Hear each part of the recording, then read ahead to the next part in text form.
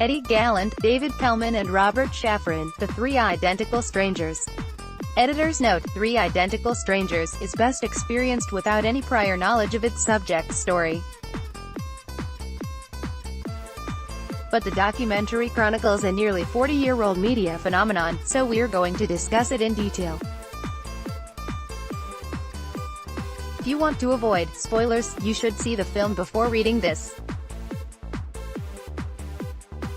About 20 minutes into Three Identical Strangers, you might ask yourself where this documentary could possibly be headed. Shocked by the saga's immediate crescendo, you'll ask yourself the same question 20 minutes later, and again 20 minutes after that, and probably a few more times throughout the remainder of its 96-minute runtime. There's no soft build here. The movie opens in medias res, as pure happenstance reunites the titular 19-year-old identical triplets for the first time since they were separated at birth and adopted by three different families. Two of the brothers, Eddie Gallant and Robert Shafran, connected after classmates mistook one for the other at a small New York community college that they both attended. The third, David Kellman, saw the news of their reunion in the New York Post, recognizing his own face twice over and subsequently tracking them down. Born on Long Island in 1961, none knew the others existed until this seemingly blissful, life-altering discovery flowered in tandem with their nascent adulthood. It was a miracle, Kellman's aunt by adoption tells the camera, recalling the first time all three were in the same room. Once we got together, there was a joy that I had never experienced in my life, and it lasted a really long time. Shafran says their reunion became a mini-phenomenon in the media throughout the 1980s, most notably with a Bill Donahue Show episode that juxtaposed the brothers' uncanny alikeness, similar interests, indistinguishable mannerisms, with the fact that they were raised in different households and different cities. At its core, this was the perennial nature versus nurture debate, illuminated. Pulitzer-winning journalist Lawrence Wright revisited the matter as part of his 1999 book Twins, and What They Tell Us About Who We Are, by which point certain damning details about the triplets' separation had emerged. David Kellman, Robert Shafran and director Tim Wardle at the Sundance premiere of Three Identical Strangers. But even with all the national attention, it wasn't the full story. It wasn't even the beginning. In fact, to this day, Tim Wardle, the British documentarian who directed Three Identical Strangers, is still wrestling with unanswered questions and shadowy enigmas about what really happened to the three brothers who'd unknowingly spent their childhoods apart. Wardle came across this human interest oddity about 5 years ago. His colleague Grace Hughes Hallett had turned to Wright's book for research while developing her own documentary about adoption.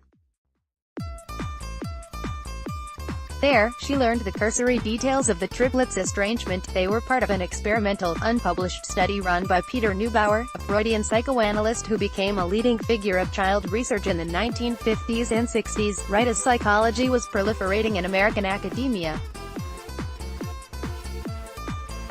At the time, work that would today be deemed ethically dubious wasn't uncommon. Think of the Milgram obedience experiments or the Stanford prison experiment. After other adoption agencies refused him, Neubauer partnered with the since-shuttered Louise Wise Services, an elite Jewish facility interested in exploring the behaviors of siblings separated at birth, to kickstart his study. In other words, according to the documentary, the organization effectively allowed Neubauer to turn the triplets into lab rats and conceal it for what would have been their entire lives. I'm not prone to hyperbole, but I was like, "This is the single best story I've ever heard," Wardle explained in an interview with HuffPost earlier this month. By best, he also means the worst. Right away, Wardle knew he had a movie on his hands. To have even 50 or 60% of the story is easily enough for a film on its own, he said. Anything else was going to be a bonus. But in contacting the brothers and unearthing whatever details they could corral about the study, Wardle and his production team found themselves facing an increasingly cloudy quagmire. who exactly had bankrolled the shady enterprise. Wardle said the financial spiderweb was impossible to piece together entirely, but we know that Manhattan's Child Development Center, which merged with the government-supported Jewish Board of Family and Children's Services, was the primary benefactor. The National Institute of Mental Health contributed funds, as was reported in the 90s. How was the study conducted? Researchers from Louise Wise would visit the children's respective homes once a week to administer tests and record video footage. The adoptive families were told this was part of a normal practice meant to observe the agency's fostered clients. The brothers, too, have vague recollections of the house calls. As youngsters, they were uncertain of the visitation's purpose. Why hadn't the boys' adoptive parents been informed they were triplets? The agency, in coordination with the Child Development Center, decided its endeavor was ethical as long as the boys didn't know one another existed. That meant the adults raising them couldn't know either. But from the beginning, there were signs that something was awry. The babies would bang their heads against the walls of their cribs, for example, which Tellman attributes to separation anxiety. How many siblings did Louise Wise separate in the name of research? 5 pairs of twins, in addition to Gallant, Shafran and Kelman. Is everyone who was taken from his or her sibling now aware? No. Is there any chance the study yielded fruitful commentary about nature versus nurture? Maybe. The children were placed in homes of varying economic stability, raised with contrasting parenting tactics and sensitivities. Eddie Gallant, David Kelman and Robert Shafran, not long after they first met. Louise Wise Services sealed the contents of the study at the Yale University Library until 2066. That way, its subjects wouldn't realize they'd become flesh and blood experiments. Accordingly, we can't know whether it effectively proved that the fate of identical siblings raised in different environments would turn out to be, well, identical. We do know, however, that as soon as the brothers learned of their circumstances, their sunny reunion grade, mental health concerns surfaced. In 1995, Gallant killed himself. Wardle, who had previously made verite-style television docs in the United Kingdom, spent 4 years gaining the brothers' trust and securing funding for a feature-length project that would chronicle the untold side of their story. But for every mystery he solved, another arose, and they weren't easy to decode. By now, few people involved with the experiment are still living, including Neubauer, whose reputation remained in good standing before his death in 2008. The central lingering mystery concerns what appears to be multiple cover-up attempts exacted by the responsible agencies. For example, Wardle gleaned that 3 major television networks, 2 in the 80s, 1 in the 90s, tried to make documentaries about the brothers and the corresponding experiment.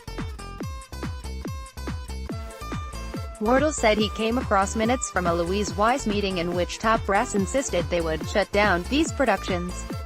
We have contacts there. We can kill this, they apparently said of the networks. Sure enough, all 3 networks nixed their specials before completion, including one apparently involving a Pulitzer-winning New York Times reporter, according to Wardle.